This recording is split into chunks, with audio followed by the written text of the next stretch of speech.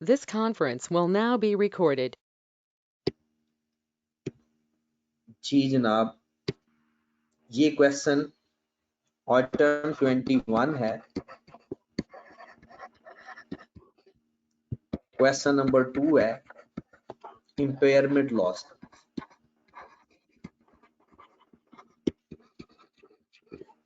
IAS 36 का ये question paper में आया हुआ है। बहुत आसान सा क्वेश्चन था,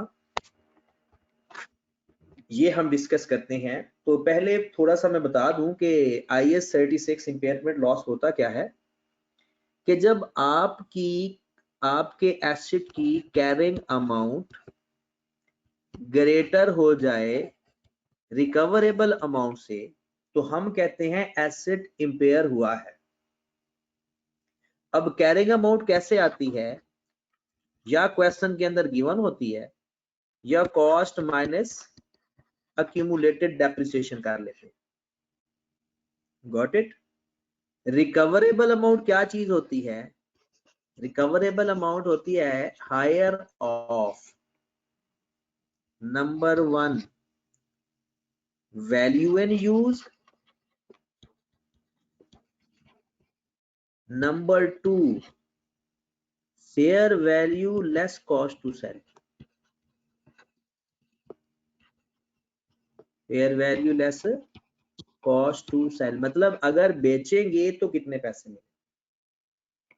क्या होता है इम्पेयरमेंट लॉस? क्या होता है कि अगर कैरिंग अमाउंट हमारी हायर आ जाए रिकवरेबल अमाउंट से, तो हम कहते हैं एसेट इम्पेयर हो गया। फिर हम देखते हैं कि हमारी कैरिंग अमाउंट हम कैसे फाइंड करते हैं, cost minus accumulated depreciation. Recoverable amount के बारे में क्या है, higher of value in use and fair value less cost to sell. Fair value less cost to sell actual में नेट डिस्पोजल वैल्यू की बात हो रही होती है। Net disposal value,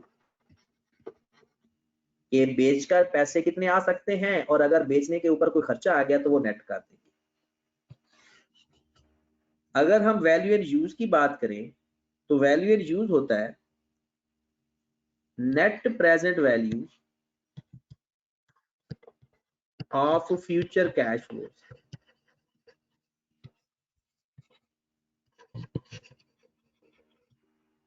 related to that asset.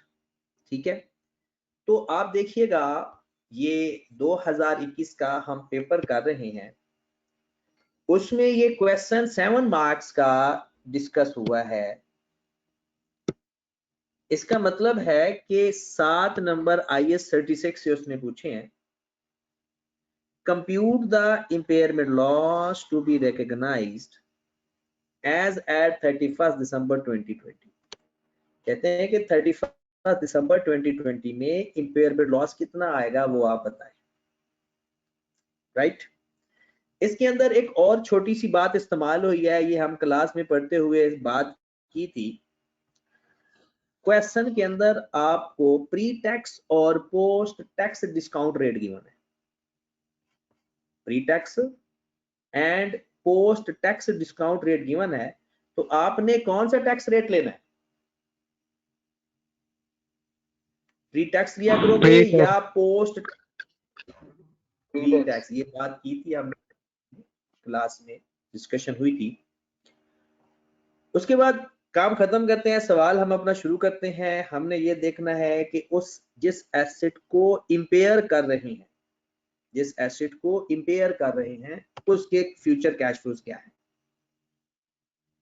Recover draft financial statement of BCL for the year ended 31st December 2020 include a plant having carrying value 400 million। Carrying value उसने खुद बता दिया, और किस डेट की बता दिया? 31 December 2020। Due to technological change the remaining useful life of the plant has been reduced to 4 years। Technological change, आप मुझे सिर्फ इतना बता दें, टेक्नोलॉजिकल चेंज जो इंडिकेटर है ये इंटरनल है या एक्सटर्नल है? एक्सटर्नल है, क्योंकि ये beyond the control of management होता है, तो ये एक्सटर्नल है। उसके बाद रिमेनिंग यूजफुल है 4 ईयर्स है, लेकिन इसमें हमें रिमेनिंग 4 ईयर की जरूरत नहीं है, क्योंकि हमने सिर्फ इंपेयरमेंट बताना है।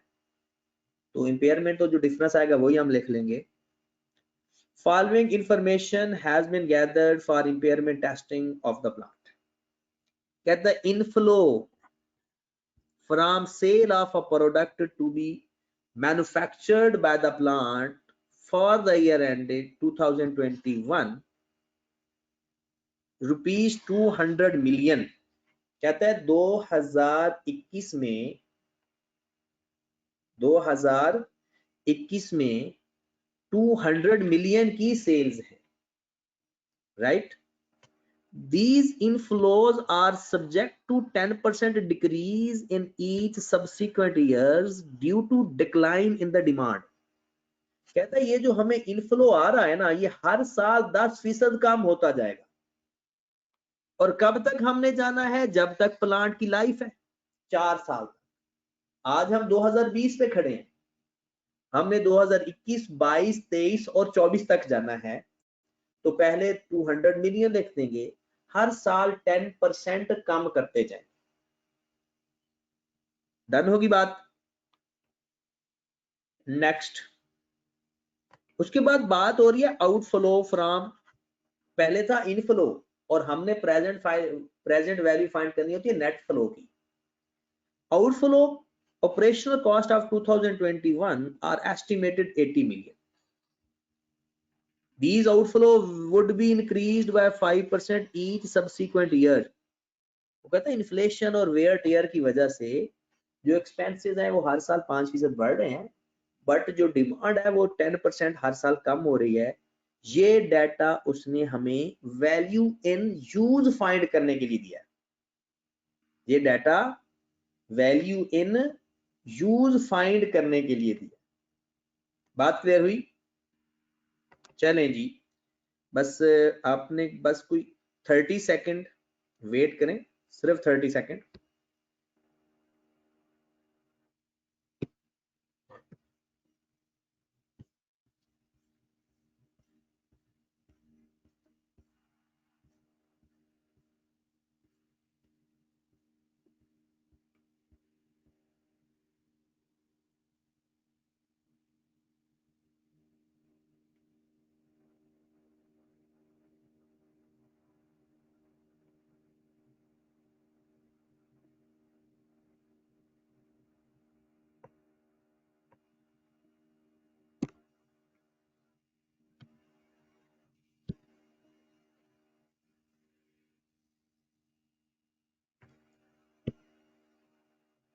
चलें जी, हाँ जी। उसके बाद है ये उसने डाटा जो हमें गिवन है, जो उसने डाटा हमें गिवन किया है, ये वैल्यू इन यूज फाइंड करने के लिए। उसके बाद वो लिखा हुआ है BCL net profit is subject to income tax. ये नेट प्रॉफिट की बात की गई है कि नेट प्रॉफिट के ऊपर आपने 20% टैक्स लगाना है। अब हम तो पहले ही प्री टैक्स रेट ले रहे हैं, तो हमें टैक्स लगाने की जरूरत ही नहीं है। अगर आप टैक्स का इफेक्ट लिया होता ना, तो फिर हमें पोस्ट टैक्स लेना पड़ता। ठीक है, तो आपने तो पहले ही हम देखेंगे कि टैक्स का अगर इफेक्ट लिया हुआ है तो फिर हमें चाहिए कि पोस्ट टैक्स लेंगे, और अगर टैक्स का इफेक्ट ना लिया हो तो हम लेंगे प्री टैक्स। और मोस्टली जो प्लांट से रिलेटेड होता है ना, प्लांट से जो इनफ्लो या आउटफ्लो आ रहा होता है डायरेक्टली, हम तो डायरेक्ट उसका ही इनफ्लो फाइंड कर लेते हैं। नेट प्रॉफिट में तो अदर इनकम और अदर एक्सपेंसेस भी आ रहे होते हैं, इसलिए हम हमेशा टैक्स का इफेक्ट नहीं लेते इस सवाल के अंदर वैल्यू इन स्पेसिफिक एसेट के लिए। ठीक है, तो इसलिए हम रेट भी प्री टैक्स इस्तेमाल कर लेते हैं और टैक्स का इफेक्ट भी नहीं लेंगे।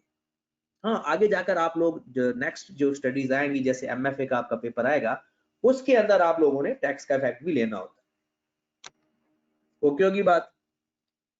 नेक्स्ट, कहते depreciation on the plant is calculated using straight line method. Depreciation का इफेक्ट नहीं लेते होते वैल्यू इन यूज के अंदर। वैल्यू इन यूज के अंदर सिर्फ कैश फ्लो का इफेक्ट लेते हैं, जो कैश फॉर्म में चीज हो। नॉन कैश आइटम का इफेक्ट नहीं लेते। फिर वो कहता था plant net disposal value at the end of useful life 100 million. ये अक्सर स्टूडेंट समझते हैं ये fair value less cost to sell है, नहीं, at the end of the year है, ये उसकी रेजिडुअल वैल्यू है। अगर आपने इस्तेमाल करते हैं, इस्तेमाल करने के बाद बेचोगे तो ये हमारा इनफ्लो है, 100 मिलियन हमारा इनफ्लो है, क्योंकि ये बेचना है at the end of the year. और जो आपने लिखा हुआ है fair value less cost to sell, वो आज की वैल्यू है, वो आज उसकी जो फेयर वैल्यू है वो वाली fair value less cost to sell हमने लेना होता है क्वेश्चन के अंदर। लास्ट में लिखा हुआ है a technologically advance plant with similar capacity can be purchased at 350 million. BCL has received to buy existing plant 250 million. BCL will have to incur shipping cost 7 million to dispatch the existing plant. ये है उसकी cell value आज की, 250 million अगर आज बेचना चाहता है, और 7 मिलियन है fair value less cost to sell, 7 million. अब देखते हैं 7 नंबर में हमें क्या करना पड़ता है। बिजनेस का नाम है आई थिंक BCL। हमने कंप्यूटेशन करनी है इम्पेयरमेंट लॉस की।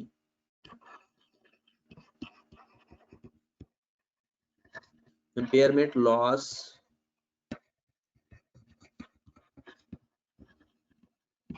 किस साल की, फॉर द ईयर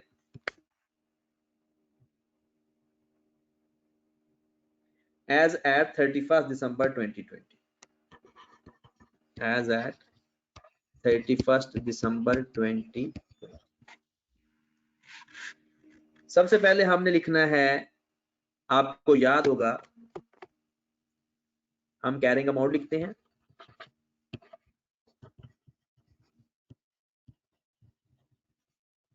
फिर हम रिकवरेबल अमाउंट लिखते हैं। आप इसको कॉलम फॉर्म में बना सकते हो, और फिर अगर यहाँ पर हम छोटा सा ग्रेटर देन भी लिख देते हैं कि कैरिंग अमाउंट अगर ग्रेटर देन होगी तो इंपेयरमेंट आएगा, वरना नहीं।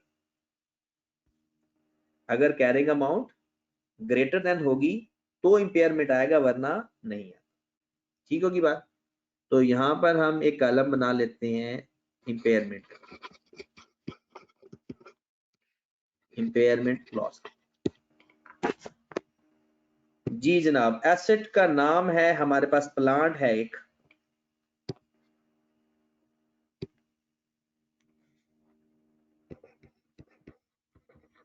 क्वेश्चन के अंदर उसकी जो वैल्यू गिवन है इन मिलियन 400, ये है उसकी carrying amount.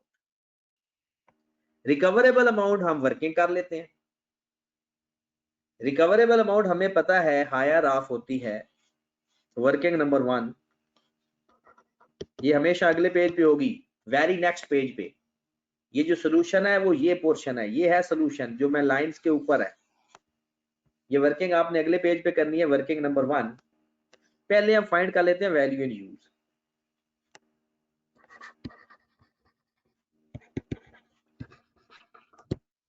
Value in use में आप देखा करो कि कितने साल हैं, 2021 है, फ्यूचर ईयर देखने होते हैं, 22 है, 23 है और 24 है। इनफ्लो लिख लिया हमने,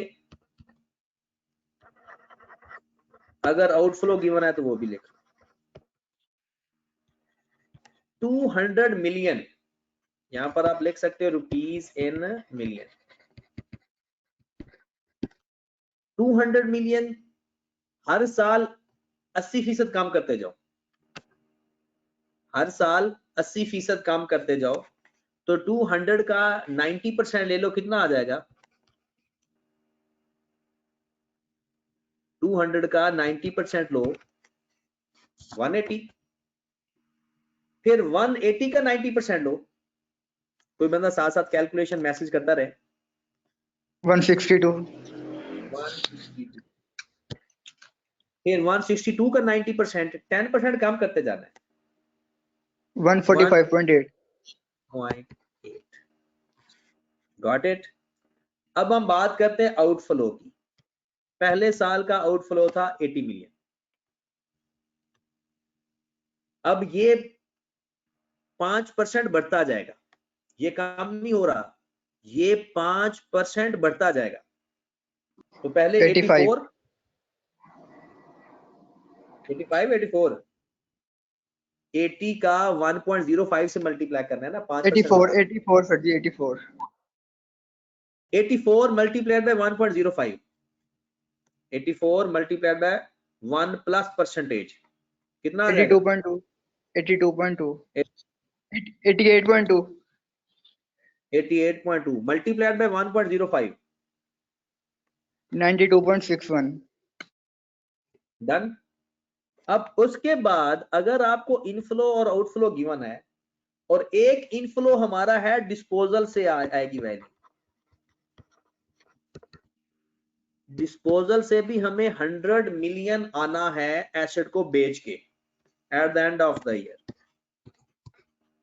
लो जनाब, अब आपने करना क्या है, हमें चाहिए नेट प्रेजेंट वैल्यू। पहले ऐसा करो, इसका नेट फ्लो फाइंड कर लो।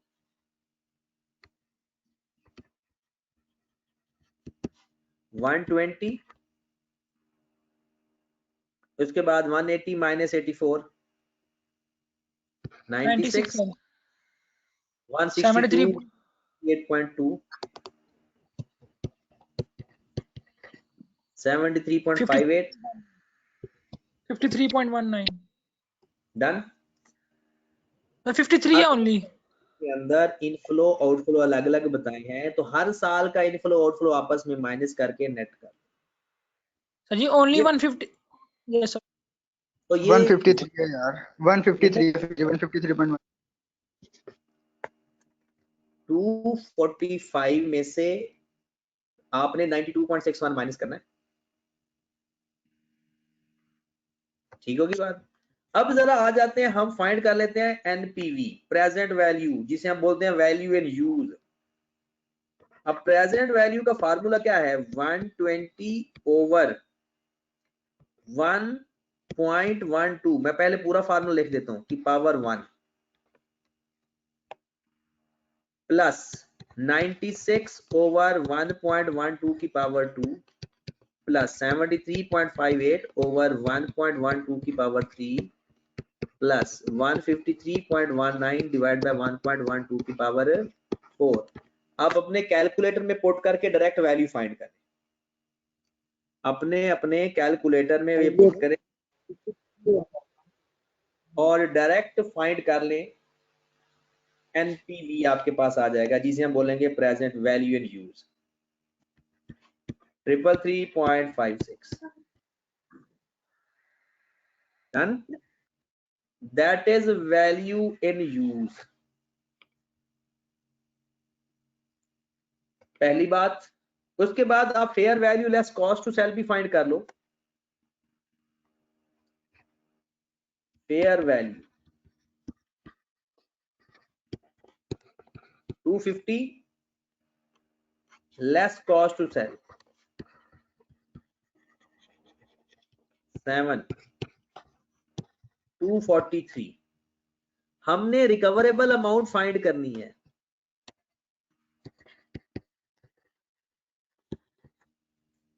रिकवरेबल अमाउंट क्या है, हायर ऑफ।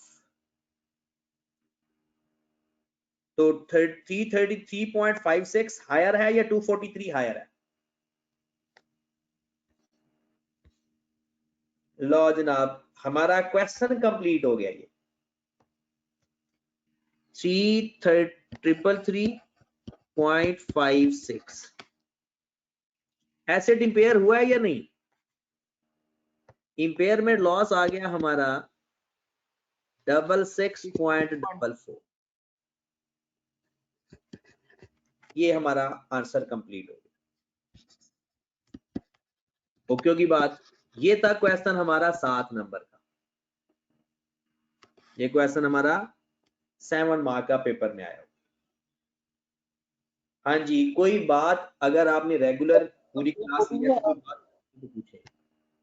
अस्सलामुअलैकुम सर। जी सर ये मैंने सवाल किया था, तो इसमें ना मैंने ये किया था कि मैंने आफ्टर लिया था प्रॉफिट आफ्टर टैक्स, यानी कि जो 200 है ना, इस पे मैं पहले मैंने टैक्स माइनस किया था।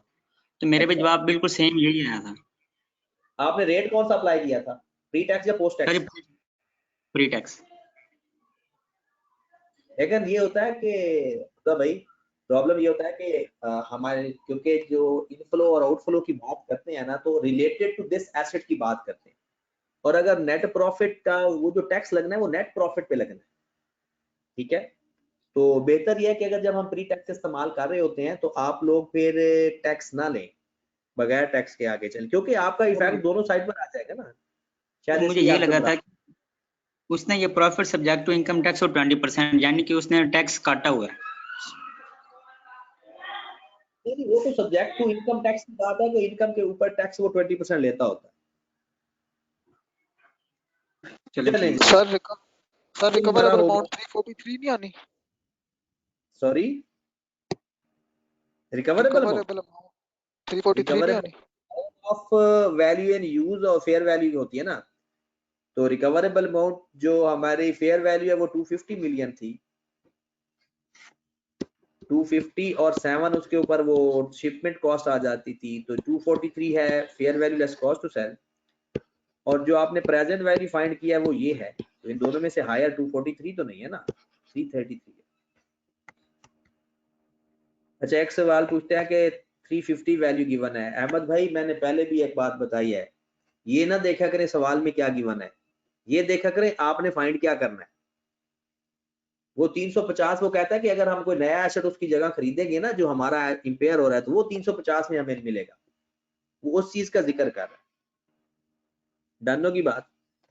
और आप लोगों ने ना एक दफा इंपेयरमेंट के थोड़ा सा थ्योरी पढ़ लेना, थोड़े से बस एक नजर पढ़ लेना, आपको काफी चीजों का आइडिया हो जाएगा। चले जनाब अगले सवाल पे आते हैं। ये 7 मार्क्स के क्वेश्चन है। इससे पहले और पोस्ट रेशियो एनालिसिस का सही 7 नंबर का सही है। जी प्री टैक्स और पोस्ट टैक्स एक बार जरा एक्सप्लेन कर दें। ठीक है। मैं ना ये नेक्स्ट क्लास में जब ये क्वेश्चन के बाद ना प्री टैक्स और पोस्ट टैक्स के बारे में आपको बताना है सबको ही, क्योंकि अभी इन और आउट हो रहे हैं स्टूडेंट, वो सबको मैं बता दूंगा। ये क्वेश्चन अब हमारे सिलेबस में नहीं है, काट दो। ये क्वेश्चन जो क्वेश्चन नंबर 3 है 2021 का, अब हमारे सिलेबस में नहीं है, आपने इसको नहीं करना। सर इसकी समझ नहीं थी लगी पेपर में, इसकी एंट्रीज कैसे पास करनी है? किसकी एंट्री? ये जो भी काटा है मैन्युफैक्चरिंग की। क्वेश्चन नंबर 3 हमारे सिलेबस में नहीं है, ये टेस्ट में नहीं था, आपके टेस्ट में बोरिंग कॉस्ट का सवाल था। ये मैं जो अभी पेपर करवा रहा हूँ ना, ये मैं पेपर करवा रहा हूँ आई कैप। सर जी इसने इस दफा पेपर दिया था ना, ये उसी का कह रहा है, R1 का।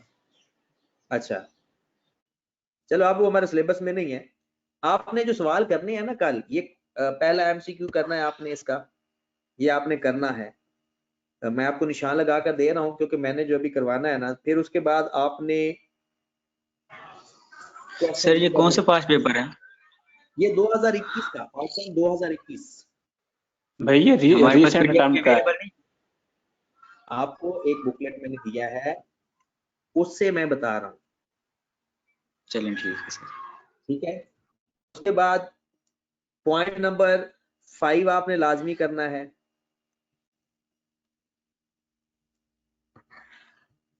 ये आपने लाजमी करना है। फिर उसके बाद ये बाद में अभी स्टेटमेंट जनरल इक्विटी नहीं पढ़ा, मैं सिर्फ नॉन करंट एसेट की चीजें बता रहा हूँ। उसके बाद आ जाए क्वेश्चन नंबर, ये जो क्वेश्चन नंबर है ना 5, ये भी हमारे सिलेबस में नहीं है, अब नहीं है। क्वेश्चन नंबर 5 हमारे सिलेबस में अब नहीं है। ये सवाल जाकर आप इंशाल्लाह FA2 में जाकर पढ़ोगे। अब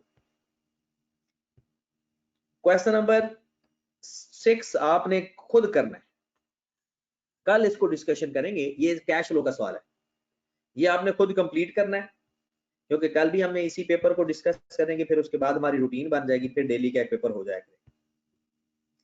अभी आ जाओ क्वेश्चन नंबर 7 पे। ये कल मैंने टेस्ट भी किया था और ये क्वेश्चन, ये अच्छा सवाल है, इसमें काफी अच्छी चीजें हैं। Following information pertain to non-current assets of Money Air Limited. ये अभी हम पढ़ते हैं मेन, उसके बाद हमने रेशो का टॉपिक शुरू करना है। आज मैं चाहता हूं कि रेशो भी रिवाइज करके ना उसका भी डेली बेस पे एक सवाल ऐड कर लें,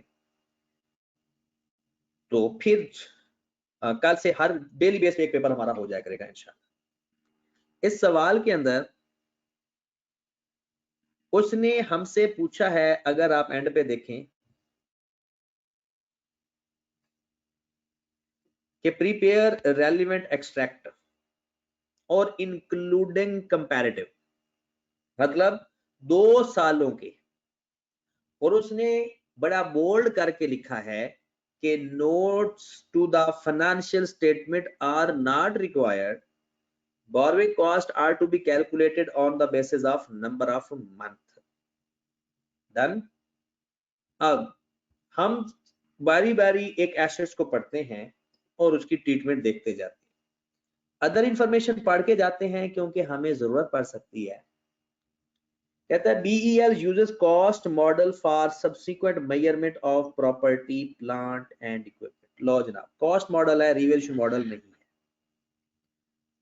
All government grants are recorded as deferred income, मतलब जो गवर्नमेंट ग्रांट आपको मिलेगी वो आपने डायरेक्टली डिडक्ट नहीं करनी, बल्कि सेपरेटली हर साल इनकम में लिखनी।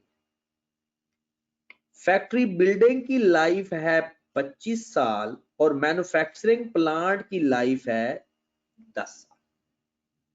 डन? अब सबसे पहले हम बात करते हैं लैंड की, और इसमें अगर कोई नई बात आएगी तो वो भी मैं आपको लिखवाता जाऊंगा। ठीक है, चले जनाब बिस्मिल्लाह करते हैं। In January 1, 2019, the government allotted a piece of land to BEL, subject to the condition that BEL will establish a factory building on it. कहता है गवर्नमेंट ने एक लैंड दे दी हमें, फैक्ट्री बिल्डिंग, जिसके ऊपर हमने फैक्ट्री की बिल्डिंग बनानी है, और गवर्नमेंट ने अलॉट कर दी और कंडीशन लगाई है कि इस बिल्डिंग को पर आपने फैक्ट्री बिल्डिंग के अलावा कोई काम नहीं करना, और उसकी फेयर वैल्यू है 100 मिलियन। अब जरा पहली बात सुने, ये बात आपने सुनी हुई है, बाद में सुन लें। अगर आपको गवर्नमेंट ग्रांट मिलती है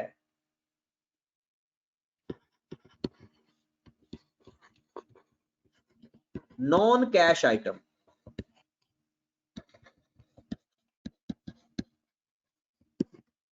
अगर आपको गवर्नमेंट ग्रांट मिलती है नॉन कैश आइटम, तो आप उसकी फेयर वैल्यू को गवर्नमेंट ग्रांट समझोगे, उसकी फेयर वैल्यू को आपने समझना है गवर्नमेंट ग्रांट मिल गई। अगर कैश होगा तो वो तो एज इट इज वही आएगा ना, लेकिन अगर नॉन कैश आइटम, कोई पुरानी चीज हमारे पास आ जाती है, हम उसकी भी फेयर वैल्यू ले लेंगे, कोई ऐसी चीज, अब उसने हमें लैंड दे दी, हम इसकी फेयर वैल्यू गवर्नमेंट ग्रांट में लिखी। अब और ये लैंड मिली किस पर्पस के लिए? फैक्ट्री बिल्डिंग के लिए।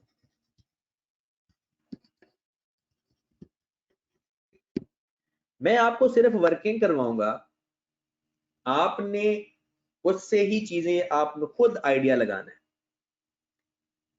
अब हमारी ये रिक्वायरमेंट नहीं है, एंट्री पास होगी लैंड डेबिट 100 मिलियन से और गवर्नमेंट ग्रांट क्रेडिट 100 मिलियन से। पेपर में एंट्री पास नहीं करनी, ये दिमाग में एंट्री पास की है हमने। लैंड डेबिट 100 मिलियन से, और हमें ये कैश नहीं देना पड़ा, बल्कि किसके अगेंस्ट आ गई? गवर्नमेंट ग्रांट के अगेंस्ट 100 मिलियन।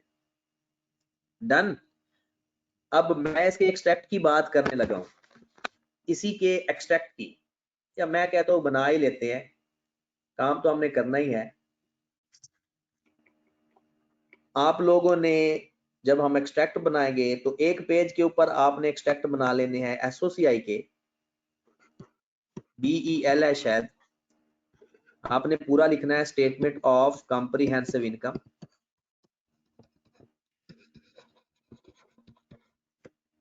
फिर आप लिखेंगे फॉर द ईयर एंडेड,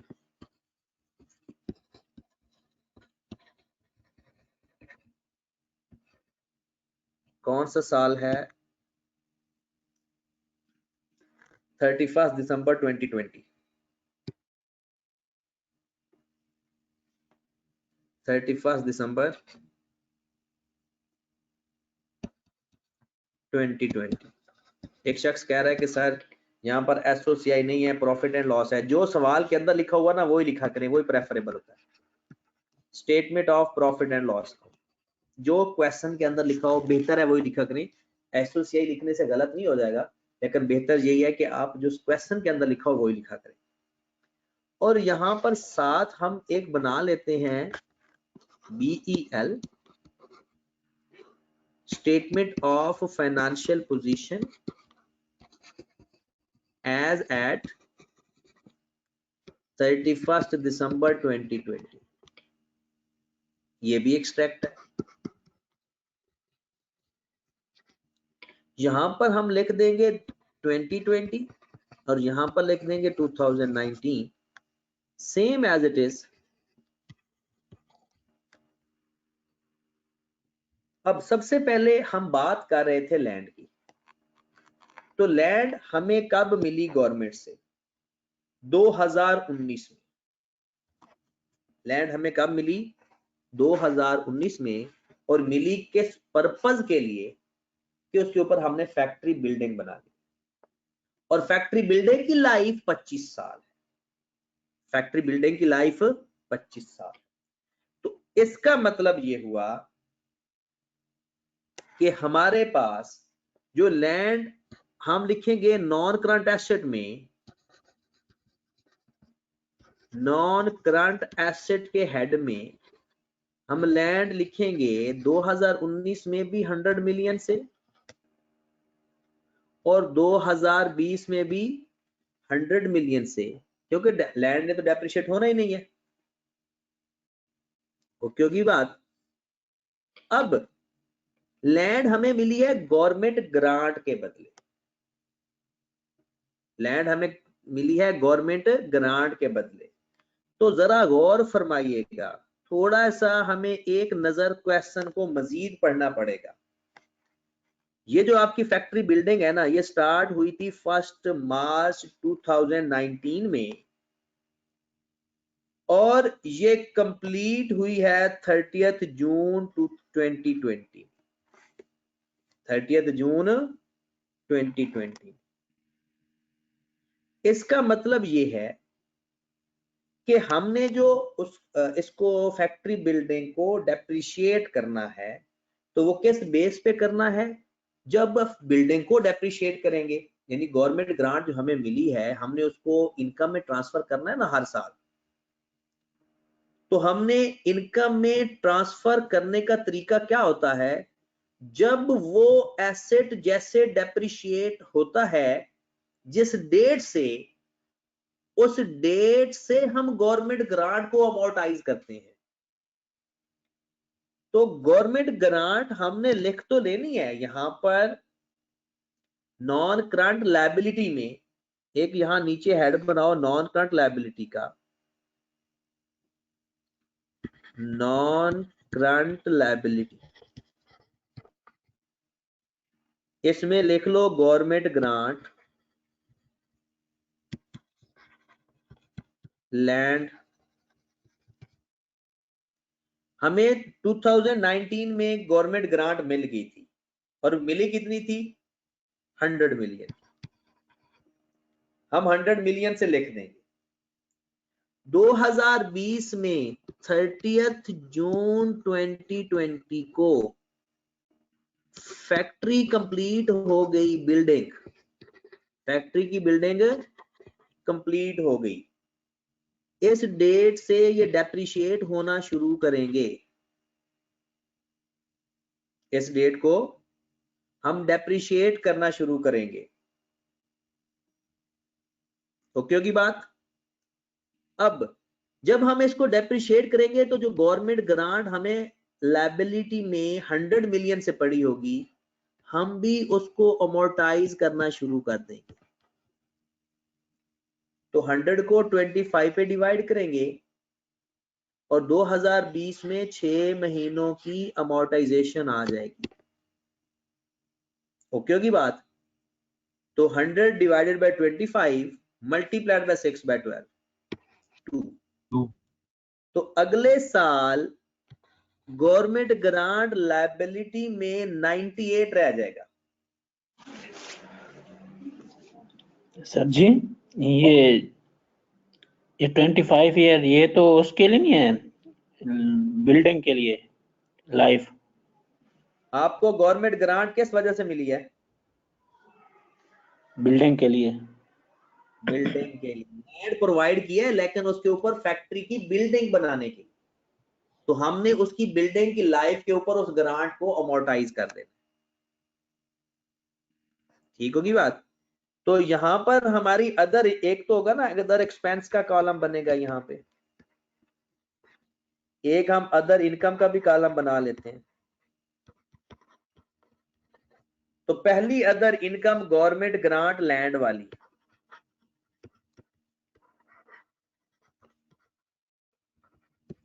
दो 2019 में हमने उसको अमोर्टाइज नहीं किया था, 2020 में अमोर्टाइज किया था। तो लैंड से रिलेटेड पूरे एक्सट्रैक्ट कंप्लीट हो गए, लैंड से रिलेटेड पूरे एक्सट्रैक्ट कंप्लीट हो गए। लैंड हमें 2019 में 100 मिलियन की मिली थी, वो हमारे पास अवेलेबल है, वो लिखी। लैंड से रिलेटेड कोई एक्सपेंस नहीं आया, वो कोई एक्सपेंस नहीं लिखा। लैंड गवर्नमेंट ग्रांट के बदले आई थी, तो हमने पहले साल एज इट इज लिख दी। अगले साल क्योंकि वो अमोर्टाइज होना शुरू हो जाएगी बिल्डिंग के साथ, तो उसको अमोर्टाइज करना शुरू कर दिया। अब हर साल एक अमाउंट उधर से कम होती जाएगी और इनकम में लिखते जाएंगे। डन। कुछ लोग कह रहे हैं कि सर आपने कैश फ्लो का कहा था और आपने गवर्नमेंट ग्रांट करवा रहे हैं। मेरे भाई मैं गवर्नमेंट ग्रांट नहीं करवा रहा, मैं क्वेश्चन करवा रहा हूं जो कल टेस्ट में दिया था। ये वो मैं क्वेश्चन डिस्कस कर रहा हूं, उस क्वेश्चन के अंदर गवर्नमेंट ग्रांट का इंपैक्ट है। ठीक है, मेरा प्लान वही है और मेरे प्लान में नॉन करंट एसेट्स सारे शामिल हैं। ठीक है, चले जनाब, अब लैंड की बात होगी खत्म। लैंड से रिलेटेड सारी बातें हमने कर ली। अब हम चलते हैं फैक्ट्री बिल्डिंग की तरफ। हाँ जी, ये सबसे लेंथी काम है। मैं कहता हूं फैक्ट्री बिल्डिंग से पहले हम मैन्युफैक्चरिंग प्लांट कर लेते हैं नमाज से पहले,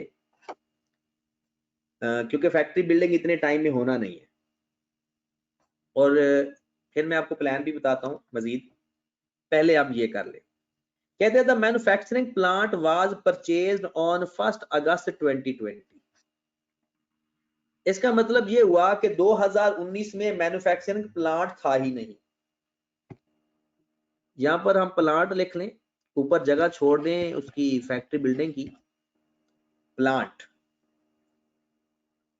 वो कहता है कि जनाब आपने 1 अगस्त 2020 को 4,420 मिलियन का प्लांट खरीदा। कहता है ₹240 million finance through the interest free loan from government. कहता है हमें 240 मिलियन मिल गए, कहां से? गवर्नमेंट से। The loan will be forgiven, loan हमें सारा माफ कर दिया जाएगा। If the plant is operated for at least 4 years by BEL। अगर हम वो प्लांट मिनिमम 4 साल के लिए इस्तेमाल करेंगे तो ये जो गवर्नमेंट ने हमें लोन दिया है ये खत्म हो जाएगा। Upon acquisition there is a reasonable assurance that BEL will comply this condition. इसका मतलब है जो लोन हमें मिला हमने वापस नहीं करना, तो ये भी गवर्नमेंट ग्रांट है, ये भी गवर्नमेंट ग्रांट है। खत्म होगी बात। हम क्या करेंगे, सेपरेटली रिकॉग्नाइज करना है। लो जी, 240 को गवर्नमेंट ग्रांट में रिकॉर्ड कर दो और 420 मिलियन को डेप्रिशिएट करना शुरू कर दो, बात ही खत्म हो गई। छोटी सी बात थी। नीचे लाइफ 10 साल गिवन है,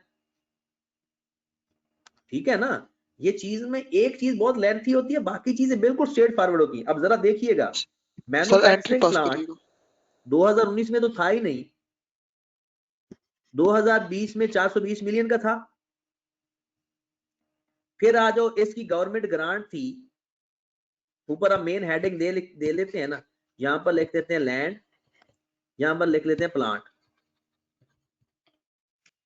सर जी 2000 एसओएफपी में प्लांट कैरिंग अमाउंट से नहीं आएगा, डेप्रिशिएट मैनेज तो नहीं किया आपने, डायरेक्ट लिख दिया 420। करना है, माजरत माइनस बी करना है, बिल्कुल सही कह रहे हैं, माइनस करके लिखना है। 420 डिवाइडेड बाय 10 मल्टीप्लाइड बाय कितना टाइम है, 1 अगस्त से ऑनवर्ड, 5 महीने से। 5 बाय 12, तो कितनी अमाउंट आ गई, 420 माइनस 17.5। अब अमाउंट बता दो कितनी आए, वही लिख लेते हैं। 420 माइनस 402। 03। सर इसकी एंट्री भी पास करिएगा एक दफा। बिल्कुल, मैं एंट्री भी पास करता हूँ, मुझे सिर्फ ये रिकॉर्डिंग करने दे बस, ये मैं एक दफा लिख लूं फिर मैं एंट्री भी पास करवाता हूँ, राइट। आप प्लांट की गवर्नमेंट ग्रांट हमें कितनी मिली है, 240 divided by 10 multiplied by 5 by 12, वो माइनस करके लिखेंगे यहाँ, क्योंकि उतना पोर्शन इनकम में जाकर लिखेंगे। 240, तो यहां पर मैं क्या लिखूं फिर, 230। प्लांट की जो मैं गवर्नमेंट ग्रांट लिखूंगा यहाँ पर जी कैरिंग अमाउंट आ रही है 402.8। तो चलो कोई नहीं, इसकी खैर है, बात तो लग गई ना। चले जनाब, और इधर आप आ जाए जरा, अब इसके भी पूरे कर लेते हैं। डेप्रिसिएशन आ जाएगी, ऊपर वाली डेप्रिसिएशन बिल्डिंग की जगह छोड़ दें। डेप्रिसिएशन 2019 में नहीं थी, 2020 में 17.52, और government grant income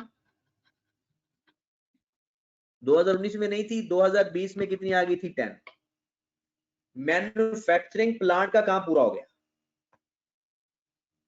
manufacturing plant का काम पूरा हो गया,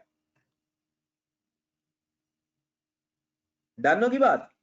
अब अगली बात है, सर जी एसओएफपी में इसकी दिखा दें गवर्नमेंट ग्रांट।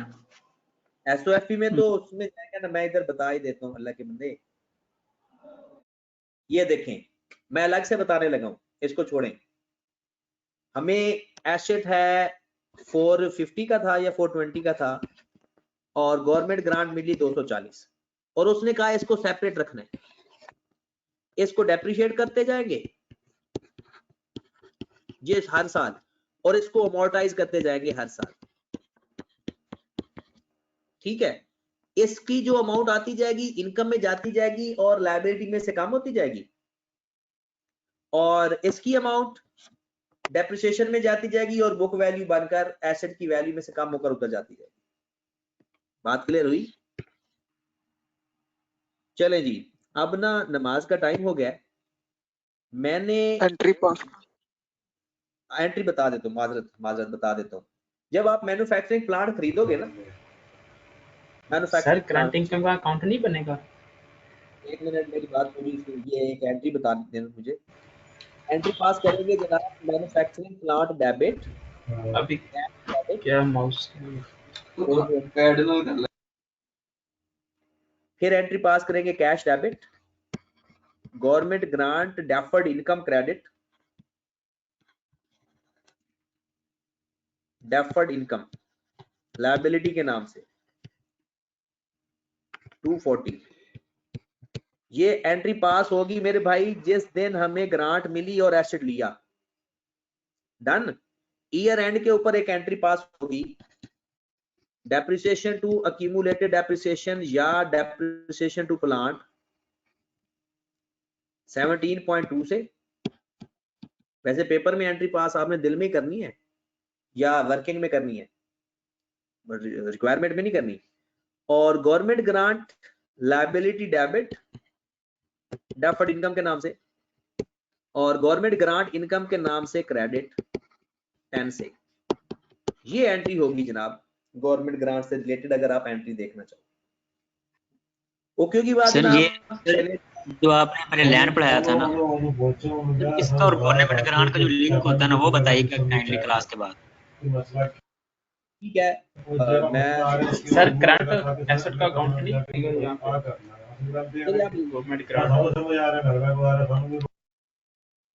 अब देखिएगा, होता ये है गवर्नमेंट ग्रांट आई कैप ना, ये सिर्फ नॉन करंट लायबिलिटी में लिख रहा है, लेकिन मेरे ख्याल में ये होना चाहिए कि जैसे आपको 400 रुपए गवर्नमेंट ग्रांट मिली और आपने इसको 10 पे अमोर्टाइज करना है। अगर पहले एक साल की बात है 40 तो चला गया इनकम में, स्ट्रेट लाइन मेथड अगर है तो बाकी बच गया हमारे पास 360। अब इस 360 में अगले साल भी तो 40 इनकम में जाना है, तो इस 360 को मेरे ख्याल में स्प्लिट कर लेना चाहिए करंट और नॉन करंट लायबिलिटी में, करंट और नॉन करंट लायबिलिटी में, कि पूरा बनेगा 360, लेकिन ये जो 40 है ये आप लिख दोगे करंट लायबिलिटी में गवर्नमेंट ग्रांट के नाम से, और ये लिख दोगे नॉन करंट में। लेकिन आई कैप के जितने भी सोल्यूशन सजेस्टेड हैं उसके अंदर वो इसको सेग्रीगेट नहीं करता, बल्कि एक ही जगह पर लिख रहा है नॉन करंट लायबिलिटी। ठीक है, ठीक है जनाब, ओके जी, अल्लाह हाफिज।